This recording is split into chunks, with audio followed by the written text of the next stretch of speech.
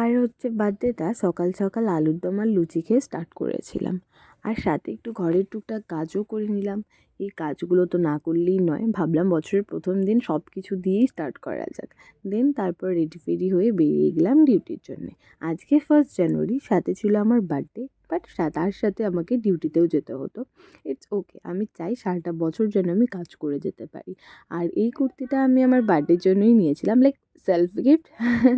তারপর এখানে এসে চেঞ্জিং রুমে দেখছি সবাই কিছু একটা করছে, আমাকে ভেতরে ঢুকতে দিচ্ছে না। তারপর অবশেষে ঢুকতে দিল। ঢুকতেই দেখতে পাচ্ছি এরকম একটা সুন্দর সারপ্রাইজ ওরা অ্যারেঞ্জ করেছে।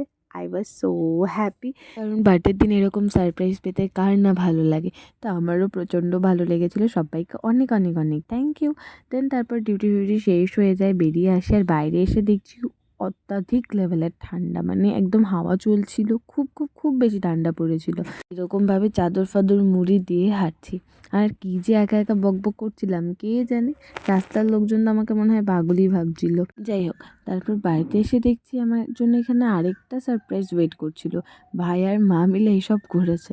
ভাই লুকিয়ে কেকটা নিয়ে এসেছিলো। সকালে আমি বলেছিলাম কী এনেছিস রে, ও আমাকে দেখালোই না। এখন দেখতে পেলাম কেক নিয়ে এসছে, সাথে আবার ক্যান্ডেলও নিয়ে আসছে। না না, আমার 42 এজ নয়। তারপর মা দেখছি এখানে পায়েসও বানিয়েছে, যদিও আমি পায়েস খুব একটা পছন্দ করি না, মানে এগুলো তো নামমাত্র আমার বার্থডে হয়, আসলে তো খাওয়া দাওয়াটা জন্ম হচ্ছে আমার ভাইয়ের।